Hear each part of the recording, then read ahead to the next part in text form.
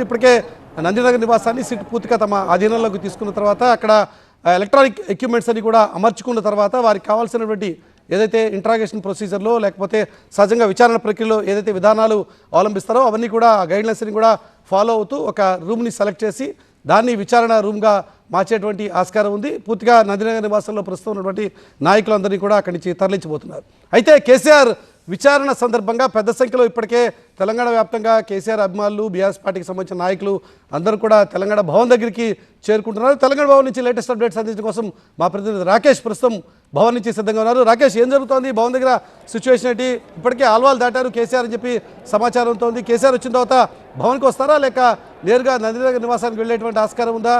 దానికి సంబంధించిన అప్డేట్స్ అని అందుతున్నాయి. ఇంకా 1 అవర్లో కేసీఆర్ చేరుకుంటారు. డైరెక్ట్గా నందినగర్కి వెళ్తారు. నందినగర్కి వెళ్ళే వరకు మాత్రమే అక్కడ క్రౌడ్ను ఉండిస్తారు పోలీసులు. అక్కడ నుంచి అక్కడ క్రౌడ్నంతా కూడా 200 మీటర్ల దూరంలోకి ఎవరిని అలౌ చేయకుండా అందరినీ పంపించేస్తారు. కేసీఆర్ నందినగర్ నివాసంలో ఒక్కరు కూడా ఉండడానికి వీల్లేదు. అక్కడటువంటి స్టాఫ్ కానీ వాళ్ళ పని వాళ్ళు కానీ లేకపోతే బయటనటువంటి సెంటరీస్ కానీ ఎవరు కూడా ఉండడానికి వీల్లేదు. ఇప్పటికే దానికి సంబంధించి కేసీఆర్ పర్సనల్ పిఏకి వాళ్ళు పూర్తిగా ఆ ఇన్ఫర్మేషన్ అంతా కూడా పాస్ చేశారు. ఇది ఒక ఎక్స్టెండెడ్ ఆఫీస్గా ఉండబోతుంది, ఒక పోలీస్ స్టేషన్ తరహాలో ఉండబోతుంది. పూర్తిగా మీ ఆక్యుపై చేస్తాం. మీకు సంబంధించినటువంటి సీసీ కెమెరాలు, మీకు సంబంధించినటువంటి ఎలక్ట్రానిక్స్ గాడ్జెట్స్ని కూడా మేము ఆఫ్ చేస్తాము. కేవలం మాకు సంబంధించినటువంటి ఎక్విప్మెంట్ మాత్రమే ఇక్కడ పనిచేస్తుందంటూ పోలీసులు ఒక క్లియర్ ఇన్స్ట్రక్షన్ కూడా ఇచ్చారు. ఆ మేరకు పూర్తిగా 12:30 తర్వాత వాళ్ళ ఆధీనంలోకి ఉండబోతుంది. అందుకే ఇంతకుముందు ప్రణత చెప్పినట్టుగా అందరినీ అక్కడ నుంచి పంపించేస్తూ ఉన్నారు. సో తెలంగాణ భవన్లో ఇప్పటికే వేలాది మంది కార్యకర్తలు ఉన్నారు. మెయిన్ లీడర్షిప్ అంతా కూడా ఇప్పుడు ఇక్కడికే రాబోతుంది. హరీష్ రావు, కేటీఆర్, అదేవిధంగా మాజీ మంత్రులు, ఎమ్మెల్యేలు, ఎంపీలు అందరూ కూడా ఇక్కడికే వస్తారు. ఒక 5,000 మందికి ఇక్కడ భోజనాలు కూడా మధ్యాహ్నం ఇక్కడ రెడీ చేశారు. రాష్ట్ర వ్యాప్తంగా ఇప్పటికే నిరసన కార్యక్రమాలు జరిగాయి. 12,000 గ్రామ పంచాయతీల్లో దిష్టి బొమ్మలు దగ్ధం చేయాలని చెప్పేసి ఓ పిలుపునిచ్చారు. సిటీలో కూడా చాలా చోట్ల ఆందోళన కార్యక్రమాలు నిర్వహించారు, ధర్నాలు నిర్వహించారు, అరెస్టులు కూడా జరిగాయి. అందువల్లనే తెలంగాణ భవన్ చుట్టూ కూడా పోలీసులు పెద్ద ఎత్తున మోహరించారు. వేలాది మంది పోలీసులు ఉన్నారు. వెహికల్స్ పెట్టి ఎప్పుడైనా ఒకవేళ పరిస్థితులు అదుపు తప్పితే లేకపోతే ఇక్కడ నుంచి బయటకు వెళ్ళడానికో ఇక్కడ నుంచి ఇంకెక్కడికైనా దూసుకు వెళ్ళడానికి ప్రయత్నిస్తే అరెస్ట్ చేయడానికి చాలా పెద్ద ఎత్తున వెహికల్స్ కూడా ఇక్కడ మొబిలైజ్ చేసి పోలీసులు పెట్టారు.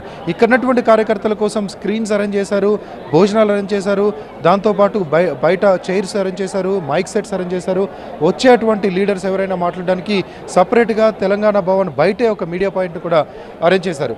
సో వేలాది మంది కార్యకర్తలందరూ కూడా ఇక్కడికే వస్తారు.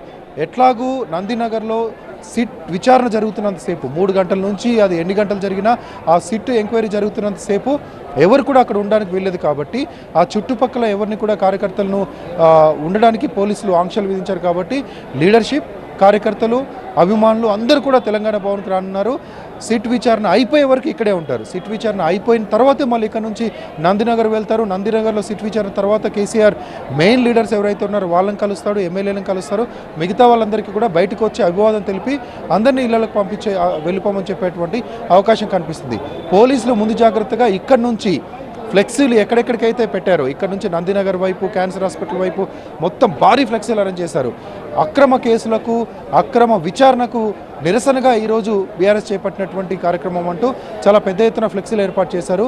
ఆ ఫ్లెక్సీల దగ్గర ఎక్కడా కూడా వెహికల్స్ని కూడా పెట్టనివ్వట్లేదు, ఎక్కడ పబ్లిక్ని ఉండనివ్వట్లేదు. ఉంటే తెలంగాణ భవన్ లోపల ఉండండి, లేదంటే బయటకు వెళ్ళిపోండి, కానీ రోడ్ల మీద ఉండడానికి.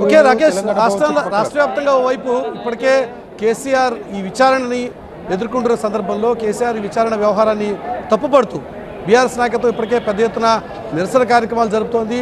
వాటికి సంబంధించినటువంటి మానిటరింగ్ అంతా కూడా భవన్ నుంచే జరుగుతుందా?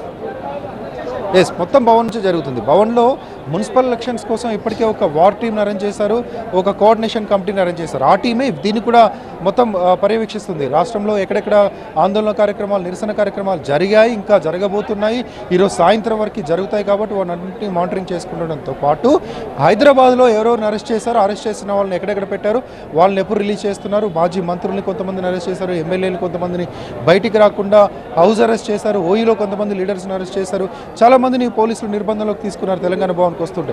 సో వాళ్ళను రిలీజ్ చేయడానికి ప్రెషర్ పెట్టడము, వాళ్ళని ఎప్పుడు రిలీజ్ చేసినా తెలంగాణ భవన్కి రమ్మనేలాగా చూసుకోవడం, ఇదంతా కూడా. వీటితో పాటు లీగల్ టీం కూడా పనిచేస్తుంది. రాష్ట్ర వ్యాప్తంగా ఎక్కడైనా అరెస్టులు జరిగాయా వాటిపైన కూడా లీగల్ టీం పనిచేస్తుంది.